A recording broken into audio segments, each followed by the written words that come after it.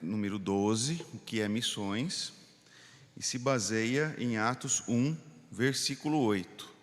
Todos sabem de cor? Mas recebereis poder ao descer sobre vós o Espírito Santo. Lembram? E sereis minhas testemunhas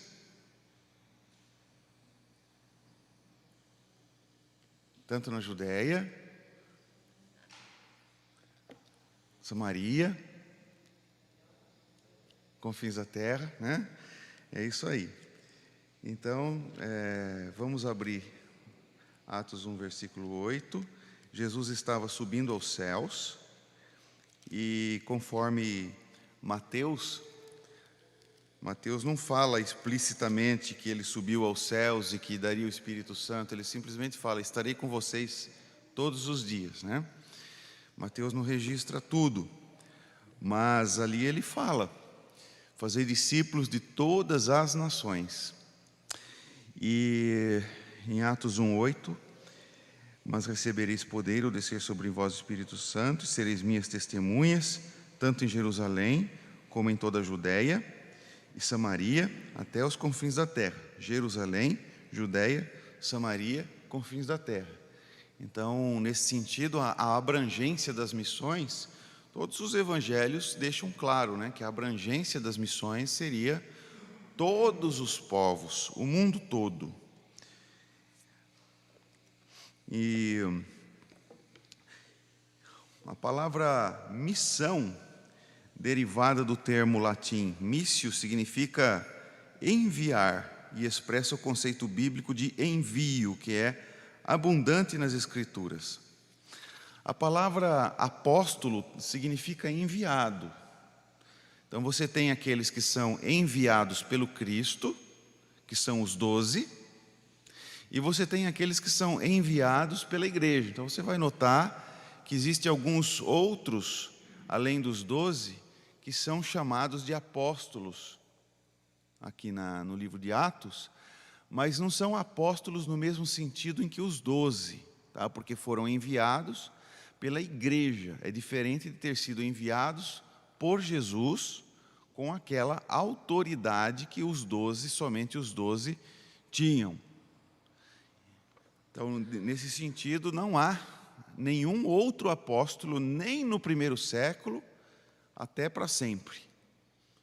Só existe mesmo os 12. Outros que são enviados, que não são enviados diretamente por Jesus, mas que são enviados pela igreja, são pessoas que nós hoje chamamos de missionário, aquele que é enviado para fazer a missão. É um apóstolo no sentido de que apóstolo significa enviado, mas não é no sentido de que foi enviado diretamente por Jesus, que Jesus apareceu para ele, que ele testemunhou da ressurreição de Jesus, essas coisas não, claro, mas no sentido de ter sido enviado pela igreja.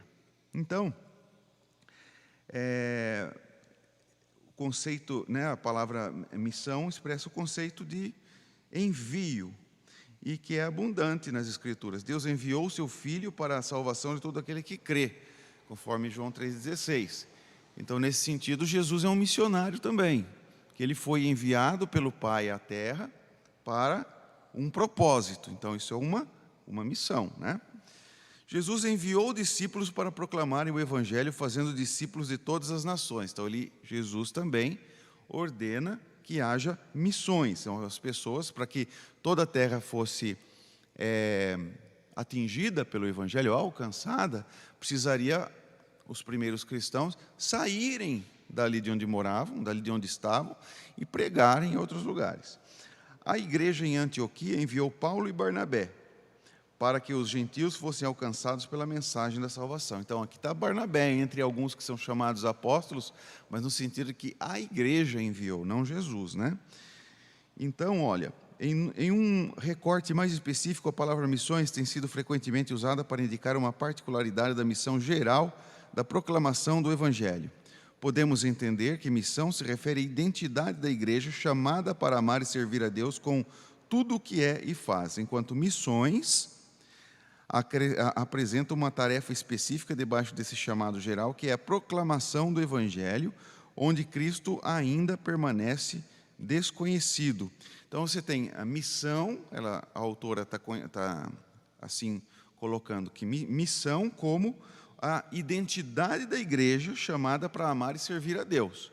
Isso não inclui apenas missões, que é outra coisa, que na terminologia que ela está descrevendo, é a tarefa de sair e proclamar o Evangelho onde Cristo é desconhecido. Tá? Então a igreja, ela é chamada para amar e servir a Deus.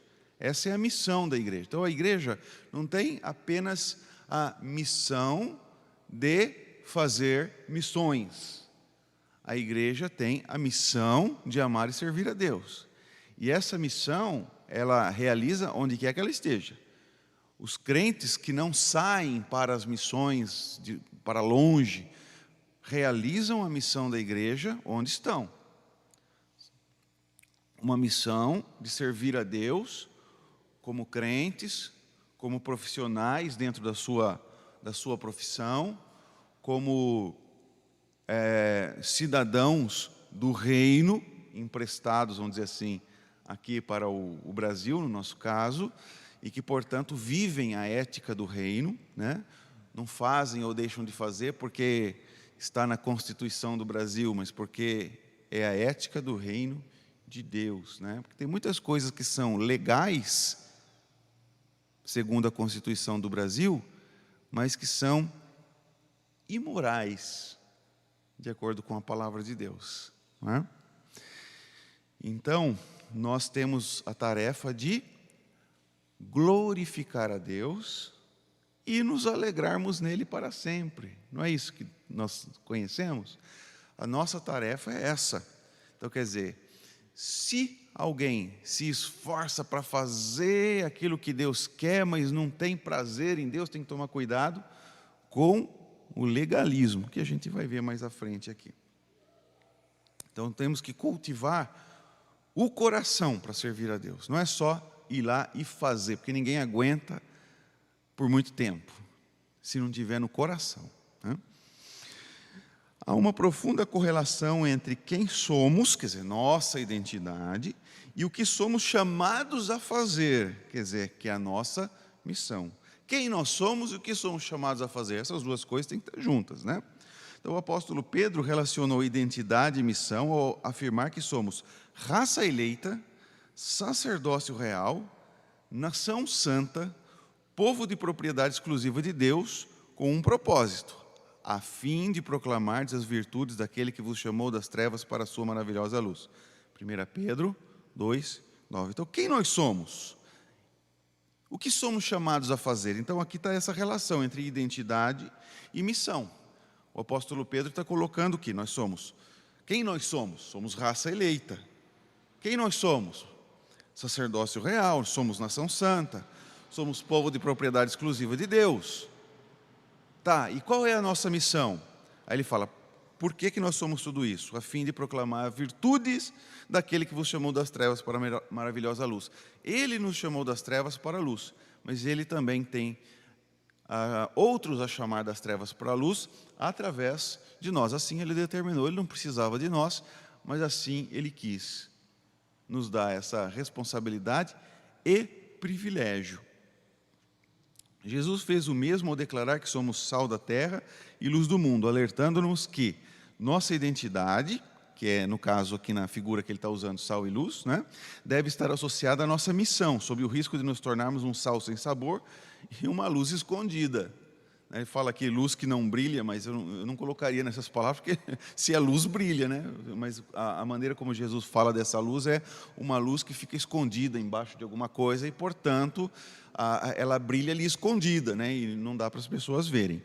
Então, ele conclui com um comando: assim brilhe também a vossa luz diante dos homens, para que vejam as vossas boas obras e glorifiquem vosso Pai que está nos céus. Então, ele tem aqui também o conceito de que as pessoas vejam as nossas boas obras. Não quer dizer que, porque lembra, o que essa mão faz, a outra não precisa saber, etc. Não é que a gente tem que fazer as coisas para mostrar para os outros que nós fazemos, não é nesse sentido, mas é no sentido de que se nós vivemos a ética do reino de Deus, as pessoas que convivem com a gente vão perceber e vão ver um comportamento diferente.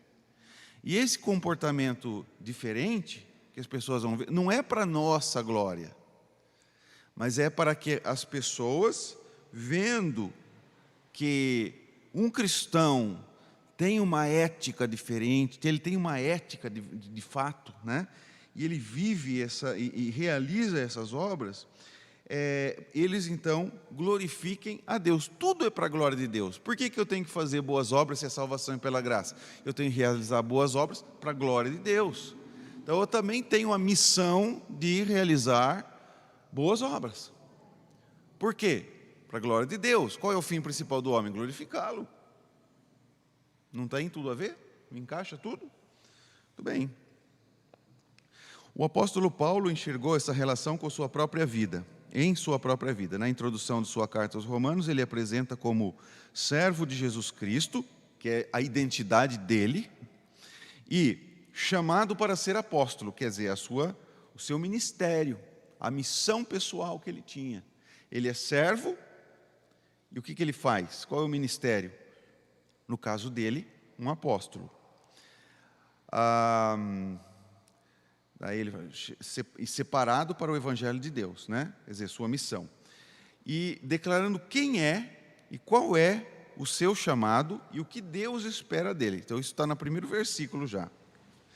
Em toda a palavra, a identidade do povo de Deus está associada à sua missão. Compreender quem somos e o que somos chamados a fazer são perguntas alojadas no cerne da nossa fé e essenciais para a vida cristã. Tá? Então, essas coisas a gente tem que ter em mente para a gente entender o conceito aqui da lição. Então, missão na perspectiva reformada. Todo mundo sabe o que é reformado? Quando fala uma perspectiva reformada, o que ele quer dizer com isso? Quer dizer, se a gente fala reformado, a gente pensa as igrejas da reforma. Né? Então, se a gente pensar assim, as igrejas que fazem parte da reforma protestante, todo mundo é reformado, luterano é reformado. Né? Só que reformado, aqui não é nesse sentido tão abrangente que ele está dizendo. Ou ela, né? Deixa eu só confirmar. Realmente, Gabriela, né? Gabriela Cesare. Então, quer dizer, uma autora, né? A lição. Então, é ela mesmo. Então, que ela está colocando aqui como reformado? É o mesmo que no sentido de calvinista.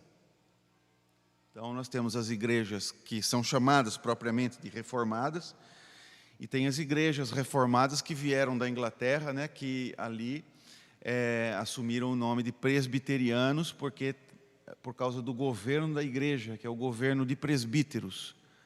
Então, quando fala de reformado, é isso. Então, ela cita aqui a confissão de fé, ela cita aqui o catecismo maior, que são os documentos presbiterianos, né, a expressão presbiteriana da doutrina. A Confissão de Fé de Westminster possui ênfases importantes sobre missão. Afirma que toda a Bíblia deve ser traduzida nas línguas comuns de todas as nações. A gente sabe que isso, durante a história da igreja, foi um grande problema. Pessoas morreram por traduzirem a Bíblia, como hereges. Ninguém fala isso hoje, não é? Quem condenou os tradutores da Bíblia no passado, hoje faz tradução. A instituição, mas naquela época, pessoas morreram, porque traduziram a Bíblia para o inglês. Quando a reforma protestante veio, com o surgimento da imprensa, né, que coincide naquela época do surgimento da imprensa, a possibilidade de divulgação foi muito grande. E aí, então, a reforma prosperou, mas não foi a primeira vez que alguém fez reforma, ou quis fazer reforma. Tá? Já houve, isso já era sentido muito antes, séculos antes.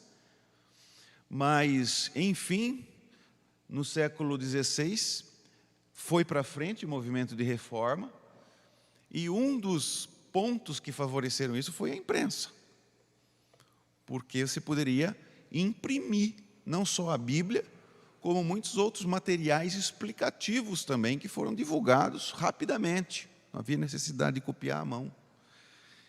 E ali, Lutero, enfim, traduziu a Bíblia para o alemão e tornou-se, inclusive, o pai do alemão moderno, né? No sentido aí de que ele teve que dar uma forma para a língua escrita, como muitos missionários fazem quando tem que ir para um povo, estão no meio de um povo, onde há pessoas convertidas, e é uma língua muito pequena, né, falada só naquela tribo, e ainda não tem, portanto, uma tradução para aquela língua. O que eles fazem? Os próprios missionários traduzem.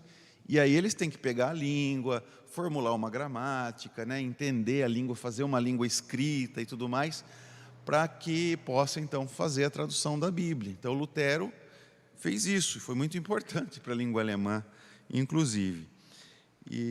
Então, a Confissão de Fé, ela fala dessa necessidade de traduzir a Bíblia para a língua em que as pessoas entendam, para que todos possam ler, né? Todo mundo.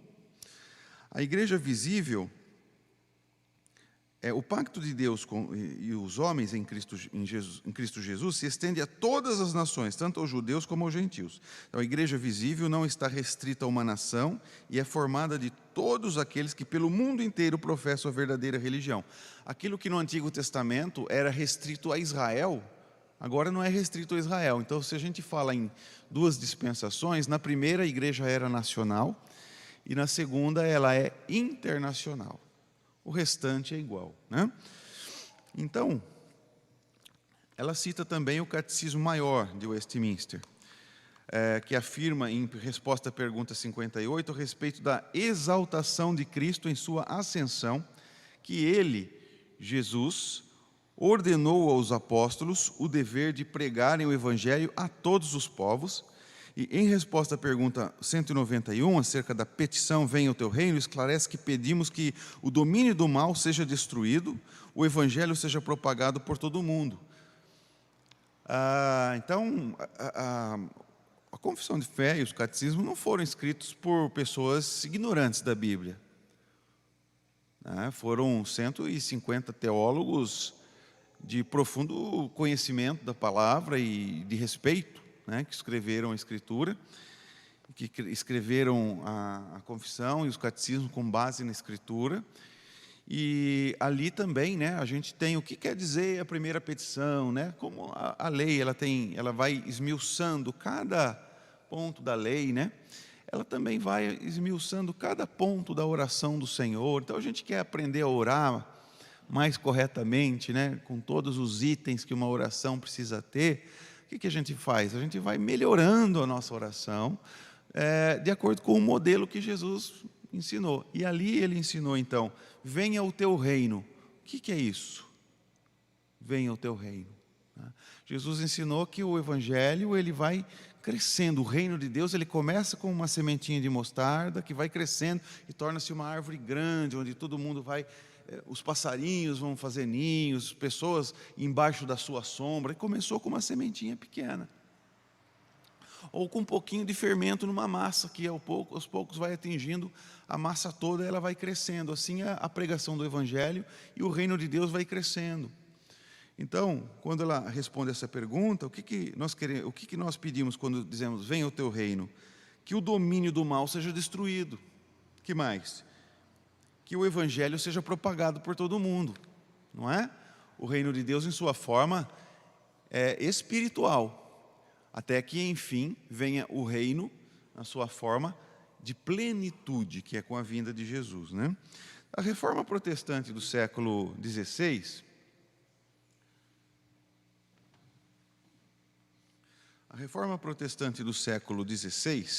foi um avivamento teológico, espiritual e missionário na perspectiva missionária. Espiritual e missionário, ponto.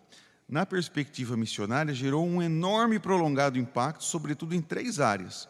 Primeiramente, despertou a igreja para a tradução, leitura e distribuição da palavra em toda a terra. Antes da Reforma Protestante, a Bíblia estava disponível em menos de 10 línguas. Hoje encontra-se traduzida e distribuída, total ou parcialmente, em 2.500 idiomas em todo o mundo. Apenas na cidade de Genebra, sob orientação do reformador João Calvino, havia 38 oficinas tipográficas para a reprodução da Bíblia. E panfletos apologéticos, quer dizer, aqueles que vão defender a fé e a doutrina sadia, né? Em meados do século XVI, envolvendo mais de 2.000 pessoas no trabalho de impressão e distribuição de material bíblico nos países vizinhos, sob risco de encarceramento ou morte. Então, 2.000 pessoas envolvidas nisso. Agora, você pensa em 2.000 pessoas envolvidas nisso, numa cidade de 20.000 habitantes. Então, aqui na região, vamos pegar Itatinga. Itatinga deve ter quase isso, se ainda não tiver. Imagina em Itatinga, 38 oficinas tipográficas e 2.000 pessoas envolvidas na distribuição disso. Difícil imaginar, né? Pois foi isso que aconteceu. Em segundo lugar, a Reforma Protestante promoveu a pregação intencional do Evangelho e plantio de igrejas. Entre 1553 e 1562, então 9 anos, né? A Igreja Reformada de Genebra enviou para a França centenas de missionários e, como resultado da pública pregação do Evangelho, foram organizadas cerca de 2.000 igrejas e 2.000 escolas confessionais, com cerca de 3 milhões de convertidos em um país, na época, com 20 milhões de habitantes. 20 milhões de habitantes, tem hoje o que? A Grande São Paulo, será? Acredito, né? Mais ou menos. Então, era a população do mundo. A população da França, né? E 3 milhões se converteram ali na época, com 20 milhões de habitantes. Apenas no ano de 1561 foram enviados 142 missionários de Genebra para a França.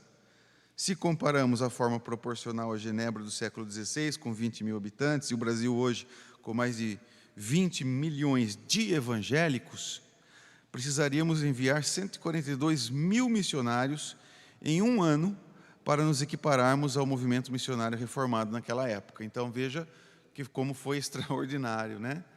O movimento de missões naquela época. Dá licença um pouquinho.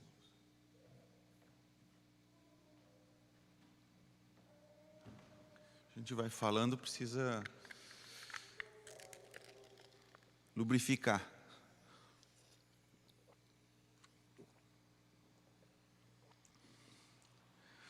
Por fim, a Reforma Protestante ensinou que a pregação do Evangelho deve ser realizada por toda a igreja, em todo o mundo, em todas as gerações. Em seu comentário sobre Isaías 12:5, Calvino escreve: é nossa obrigação proclamar a bondade de Deus para todas as nações. A obra não pode ser escondida em um canto, mas proclamada em todos os lugares. Comentando Mateus 28:19, Calvino também enfatiza: o Senhor ordena que os ministros do Evangelho vão para longe, com o objetivo de anunciar a doutrina da salvação em todas as partes do mundo. E de forma espetacular, em seu livro A Escravidão, a Liberação da Vontade, João Calvino, relacionando a soberania de Deus com a evangelização, explica: embora Deus seja capaz de realizar a obra secreta de seu Santo Espírito sem qualquer meio de assistência, Ele também ordenou a pregação externa, pública, para ser usada como um meio para torná-la um meio efetivo e frutífero. Ele escreve com seu próprio dedo em nossos corações aquelas palavras que Ele fala em nossos ouvidos pela boca de um ser humano. Então aqui ele está mostrando a atuação humana como o meio escolhido por Deus para a divulgação e a atuação do Espírito Santo nos corações, sem a qual ninguém se converte de verdade. Creio ser seguro afirmar que, numa perspectiva reformada, então ela coloca aqui 7 pontos, né? Primeiro, a missão é instituída, definida, promovida e sustentada por Deus, Rei soberano sobre tudo e todos. Segundo, toda a igreja em todas as terras e gerações foi chamada para proclamar o santo nome de Jesus e a salvação que Deus oferece a quem Ele chama, todo aquele que crê. Então, quer dizer, todos nós somos chamados a fazer essa proclamação. 3. O Espírito Santo é o impulsionador da obra missionária, pois Ele é quem move a igreja para a missão e também convence, transforma e santifica o pecador a partir do sacrifício de Cristo. Então aqui a gente nota o seguinte, o quão cheios do Espírito Santo nós somos e o que nós precisamos fazer, né? Se o Espírito Santo nos impulsiona para missões. E é Ele também que santifica os corações, quer dizer, a dependência que temos, assim, de que o Espírito Santo é que convença a pessoa, né? Número 4, o alcance da obra missionária não tem fronteiras e deve se estender por toda parte, entre todos os povos, línguas, tribos e nações. Ok? Sem qualquer dúvida. Número 5, a prioridade missionária da igreja é proclamar a Cristo e a prioridade das prioridades é fazê-lo onde Ele ainda permanece desconhecido. Quer dizer, se pessoas já ouviram o Evangelho, isso não quer dizer que a gente não precise falar do Evangelho para ela. Mas a gente tem prioritariamente a tarefa de pregar o Evangelho onde ele nunca foi pregado. Essa é a prioridade.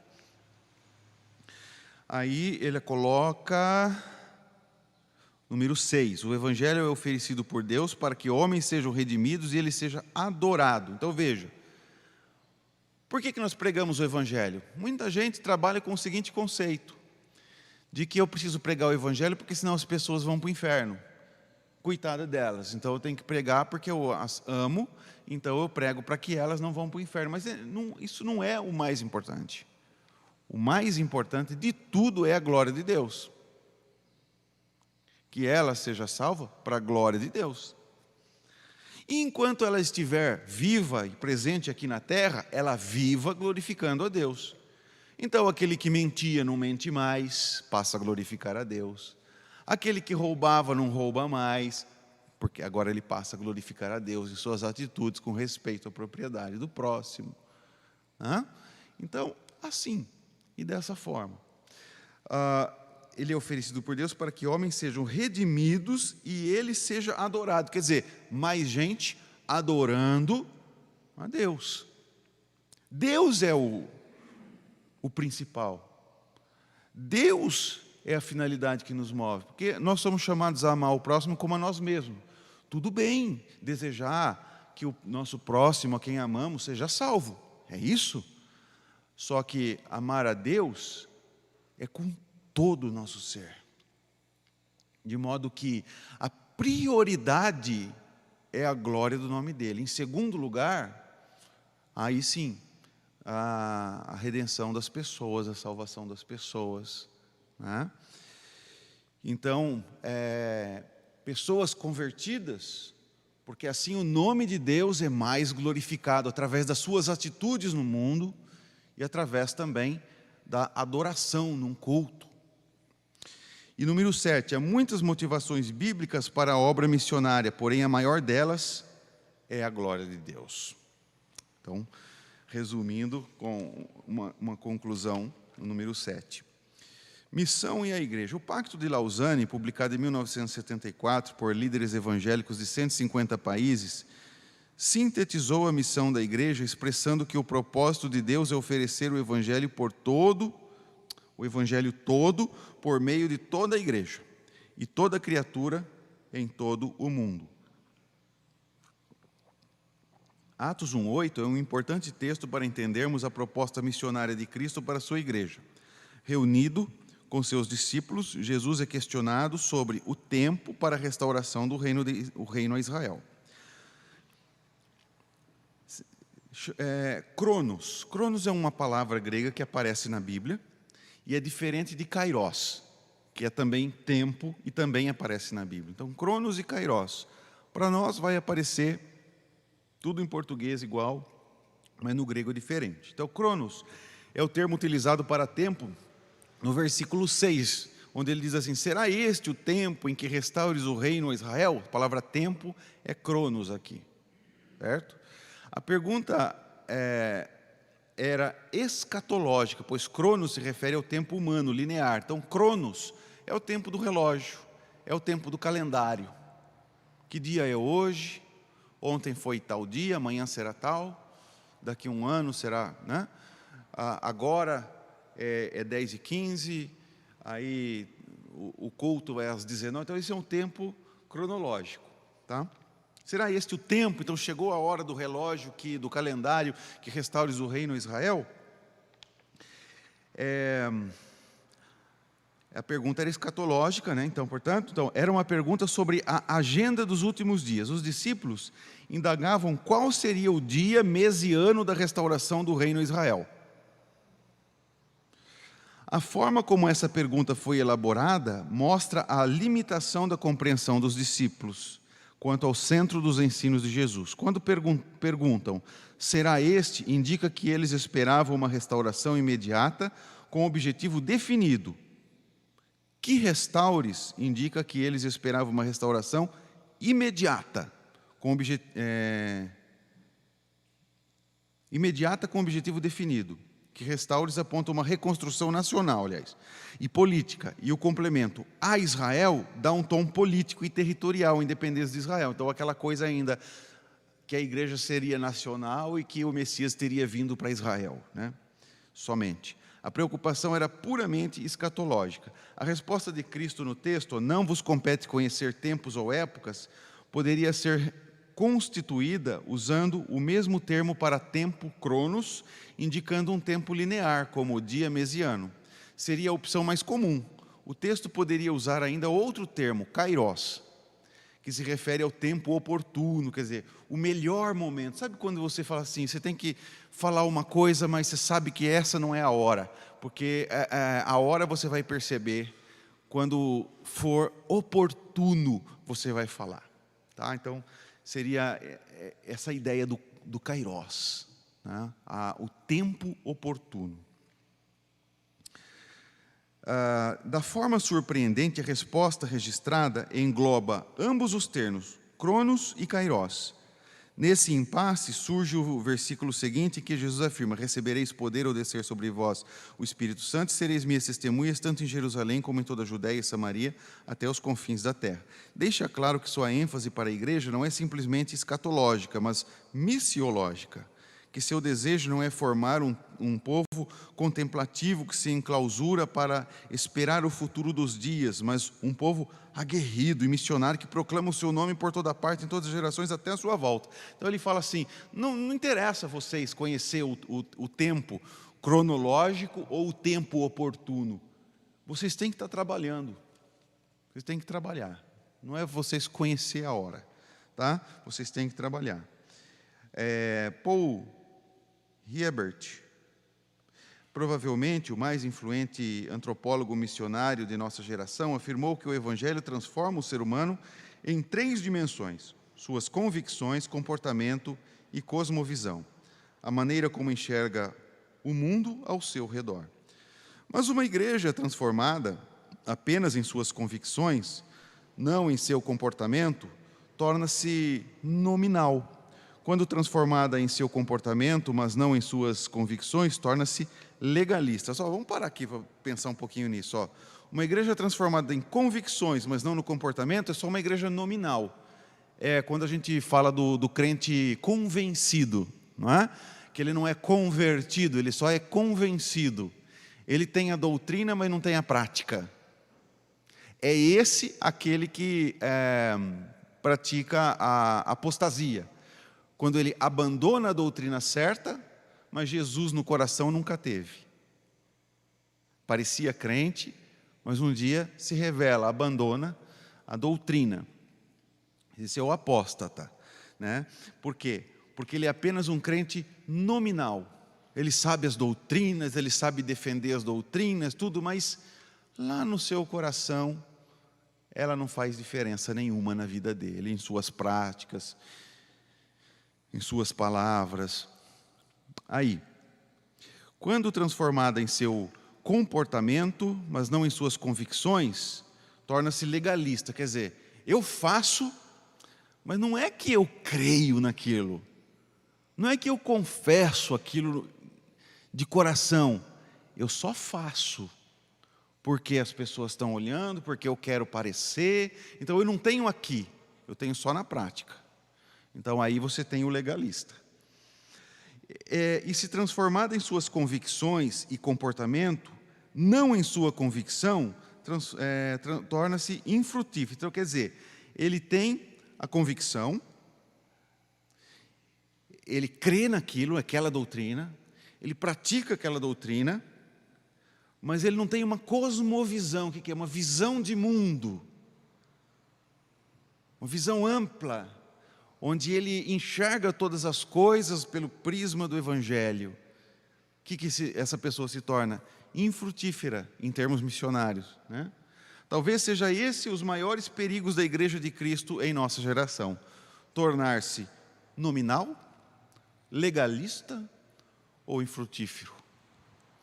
E nós temos igrejas caracterizadas assim, de acordo com a maioria dos membros, e temos crentes, particularmente, de cada uma dessas formas. A gente tem que ter doutrina na cabeça.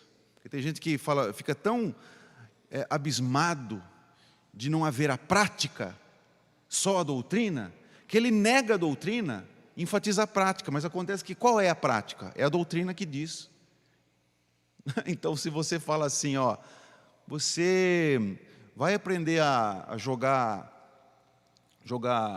sei lá, hóquei, né? Tem um esporte que chama hóquei, né? Vai lá jogar.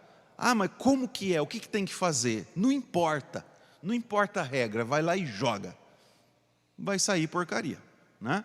É a mesma coisa que a pessoa fala assim, não importa a doutrina, vai e vive. Tá, mas vive o quê? Não é a doutrina que nos fala o que viver? Então, tem que ter a doutrina, tem que ter a prática e tem que ter o empenho missionário.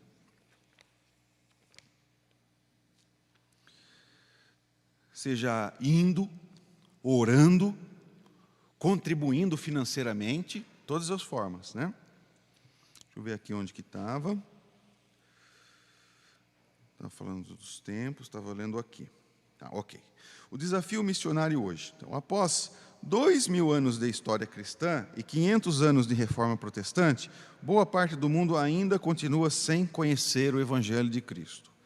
Há em nossos dias mais de 6.000 povos que pouco ou nada ouviram do Evangelho de Cristo, conhecidos como povos não alcançados.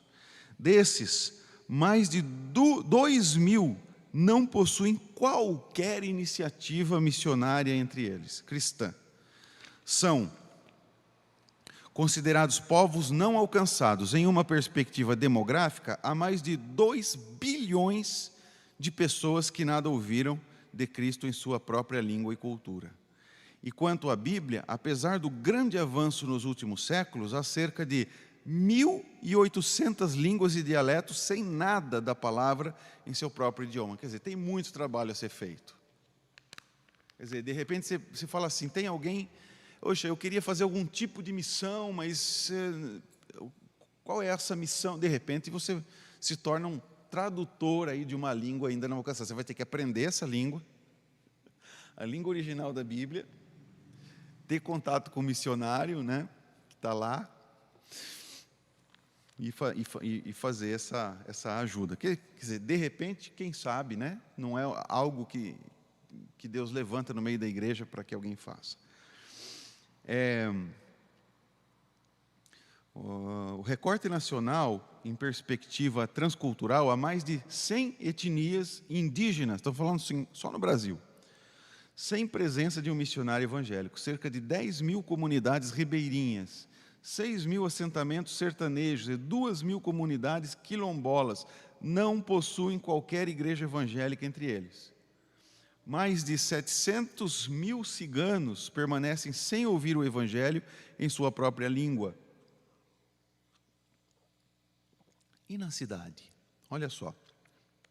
Nas grandes e médias cidades, os imigrantes, muitos deles vindo de países fechados para o Evangelho, habitam em nosso meio com pouquíssimas iniciativas para evangelizá-los. Por fim, dos 9 milhões de surdos Menos de 2% se apresentam como crentes em Jesus em diversos estados brasileiros. Está aí uma missão para ser realizada na cidade. Alguém que conhece, que sabe se comunicar com surdos, fazer uma missão entre eles. Pode ser feita na própria cidade. Ali. Quanto ao desafio urbano nas cidades de médio e grande porte, até 3 vezes menos evangélicos nos extremos socioeconômicos. Os mais ricos dos ricos, em seus condomínios de luxo, e os mais pobres dos pobres, à margem das ruas e embaixo dos viadutos. São as pessoas também menos atingidas pelo evangelho, alcançadas. No interior e zona rural, há ainda um número expressivo de pequenas cidades e vilas sem a presença de uma igreja verdadeiramente bíblica. Então você veja aí a necessidade de missões, né? Quando a gente viu aqui que existia 2.000 igrejas, ele estava falando da França, né? 2.000 igrejas e 2.000 escolas confessionais. Olha, o mesmo número de igreja tinha de escolas confessionais, escolas da igreja. Olha só, tinha essa mentalidade. Mentalidade qual? Onde tem uma igreja, tem que ter uma escola. Por quê? Porque as pessoas têm que saber ler a Bíblia e interpretá-la. As pessoas têm que saber avaliar o que está sendo pregado, se está de acordo com a palavra de Deus. E para isso tem que estudar. Tem que democratizar o conhecimento. Então todas as pessoas têm que estudar. Então você vê que a escolaridade cresceu mais em países protestantes. Depois as coisas mudaram também, né? Todo mundo vai querer fazer assim para não perder terreno, mas o protestantismo teve essa preocupação de que todos estudassem. Então, tinha 2.000 igrejas na França, pois tinha 2.000 escolas. Então, ter uma escola confessional, onde vai atingir também pessoas que não são da igreja, também é uma forma de missão. Né? E aí a gente tem que lutar pela nossa escola, defender a nossa escola, né? A gente tem que valorizar a nossa escola, ver as falhas como desafios, que nós possamos estar prontos a ajudar e não criticar e derrubar, né? Ver os pontos positivos com gratidão e sustentá-los, incentivá-los. Conclusão. Robert Charles Spurgeon, em seu livro O que é a Grande Comissão, afirma que é Deus quem institui, santifica e comanda a missão da igreja. Esclarece que o motivo por trás da ação divina da redenção, cristalizada em João 3,16, encontra-se na ação de Deus, enviando seu Filho ao mundo, e destaca que base bíblica para a missão da igreja é apresentada em João 17,18, quando Jesus Cristo afirma: assim como tu me enviaste ao mundo, também eu os enviei ao mundo. A igreja de Cristo é enviada ao mundo na autoridade de Cristo. Sproul lamenta, dizendo que, infelizmente, o número de missionários nos campos continua a declinar, pois uma porção significativa da igreja não mais crê que seja necessário cumprir o mandato de Cristo, levando o evangelho até os confins da terra. Essa falta de cosmovisão. E orienta de forma grave: se alguém se levanta em um encontro da igreja e diz que os dias da missão estão concluídos, resista a ele fortemente, porque essa pessoa está advogando não menos que a traição ao Senhor da igreja. É responsabilidade da igreja cumprir a grande comissão, enviando pessoas a todo mundo, isto é, missões. Aplicando, irmãos, há uma profunda correlação entre quem somos em Cristo, nossa identidade, e o que somos chamados a fazer, nossa missão. De que maneira isto é evidenciado em sua vida? Quer dizer, quem é você? O que você foi chamado a fazer? As duas coisas estão andando juntas? Você fala assim, não, eu sou raça eleita, mas não para proclamar.